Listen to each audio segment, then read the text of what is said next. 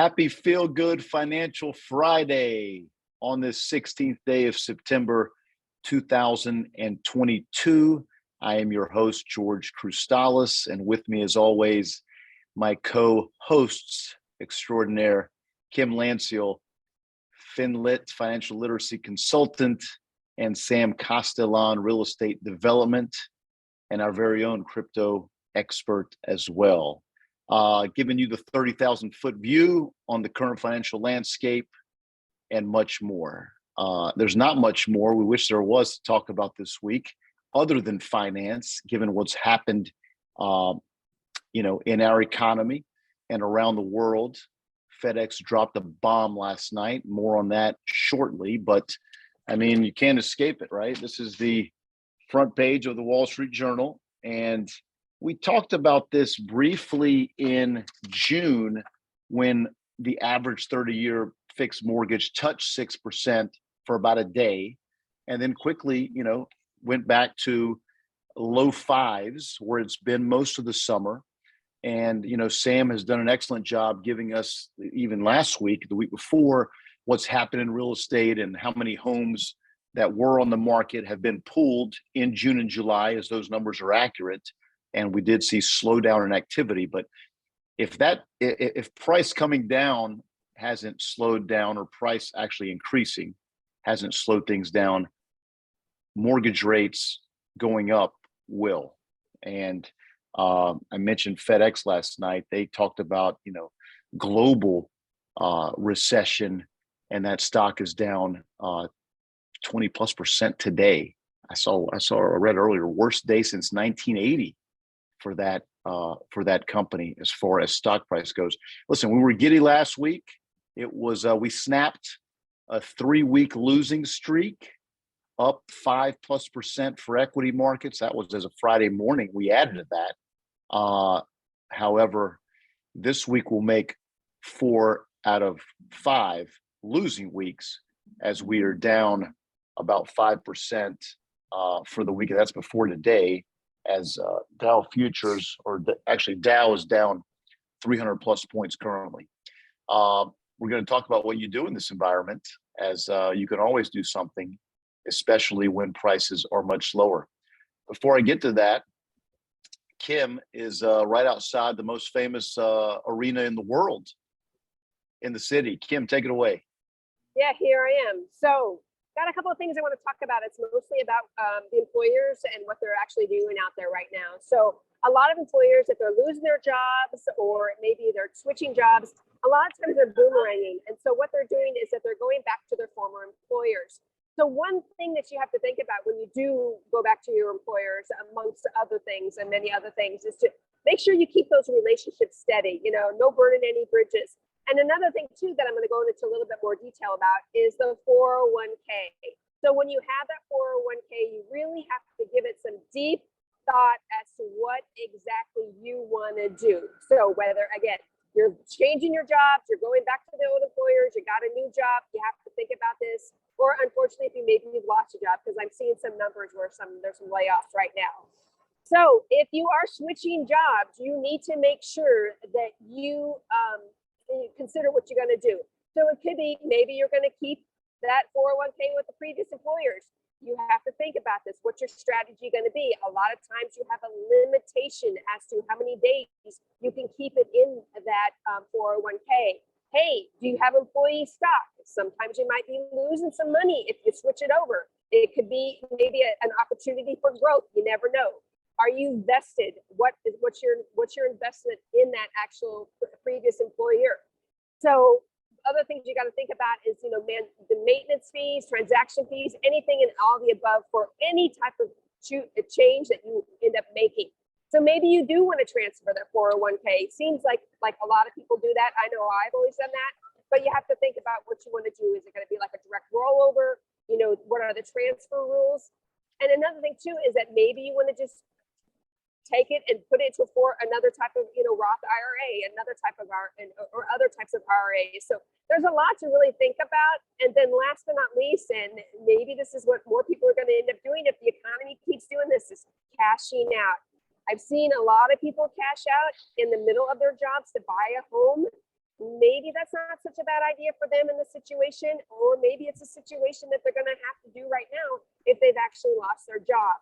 Not necessarily a good idea or a good strategy, but for any and all of the above, please talk to those that know what to do, professionals in your lives. Great, to find out. great advice. And again, like Kim just said, this is very personal and very unique to each situation. But I have to add the caveat: cashing out a 401k, there's usually a 10% penalty as well as paying taxes on that. So we've seen accounts, just do the math, you lose 35 to 40% off the bat. So it's got to be a dire situation. A lot of these plans that Kim was referring to, the retirement plans, do have loan features if you are still with the employer. So that's always, as much as we hate to borrow money, especially with escalating rates, better than giving a third up to the government off the bat. But great advice, Kim, and great backdrop. Looks like a beautiful day. Looks like a beautiful day in New York City. It is. Sam, what is the word down south today? Well, so I guess the interesting news for all millennials out there is like finally the iPhone 14 is out there. So it's the most exciting, arguably the most exciting week from Apple people, in the year. And so everyone, I think, is going to go out there and check it out. And then, George, this week, as we said, we're going to start with this new section of like from scratch. So we're going to explain today, from scratch what money is. And so really for everyone that was asking us like what Bitcoin is and everything, let's start from like explaining what is money, right? And so money is a medium of exchange, right? And we have seen it from the beginning of the civilization, where we started like exchanging shells and rocks and eventually gold, right? To pass value from ones to the others. But then money have at least four main characteristics, right? It has to be durable, right? Like gold has been there for billions of years, it's going to be there for billions of years. It's also divisible, right? That you can break it into parts and doesn't change the value of it. It's also what is called fungible. That means interchangeable, right? Like the same gold is here, that in China or anywhere else should be the same type of gold to have the same value. But there's also this other characteristic that it has to be portable. And so that is where we see that gold is probably not as useful as it could be, right? Because to change and move like many, big quantities of money, then that becomes like unpractical, right? And so that's when governments started creating what we call fiat currency. And fiat means that it's not backed by the value of the thing, but by trust. And in this case, the trust that we have in the governments, right? In the central banks of the governments of each country. So that's the paper money. It's called fiat currency. But then, like as we progress as society and technology became more and more involved, we started having digital currencies as the one that we have in our plastic credit cards and debit cards. And most recently, we got to the point that we have now what we call cryptocurrency. And so next week, we're going to explain from scratch what Bitcoin is, what cryptocurrencies are, but we just wanted to have this first step on explaining what money is. And that's a great introduction because, fiat, as you say, Sam, is based on the trust and value, the trust of the U.S. government as far as the U.S. dollar goes. And since, as we touched on last Friday, the U.S. dollar is hitting, 20-year highs against the euro, 25-year highs against the British pound and the yen, sort of shows you what has happened in the landscape. And especially that's more also a grade on parity between the economies of each one. And on that, George, it's so interesting because people are asking, well, if we're having so much inflation, right? If the dollar is losing so much value towards everything else, how is it possible that the pound is like, and the euro are like going lower in value? But what they're missing is that every other currency in the world is based on the value of the dollar. So even if the dollar is down in value, every other currency is always going to go below that. Yeah.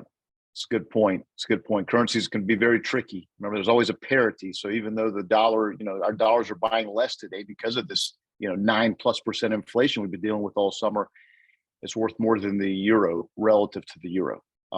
Anyway, enough about the currency lesson. We're looking forward to the Bitcoin lesson next week, Sam. So thank you for that. And thank you all for joining us. And please remember to subscribe, like, and share. That is how we get the good word out. Sam mentioned earlier, I saw yesterday, it's the start of, Sam, correct me if I'm, National Hispanic Heritage Month. Is that correct? Started. Yes, and yesterday I had the chance to be with actually Carlos Slim, which is the son of the third richest man in the world.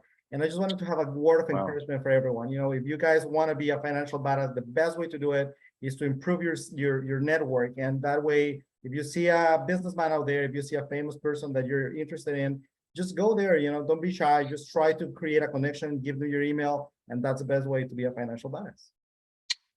Great advice as always. With that, until next week, nos vemos and adios. Yeah.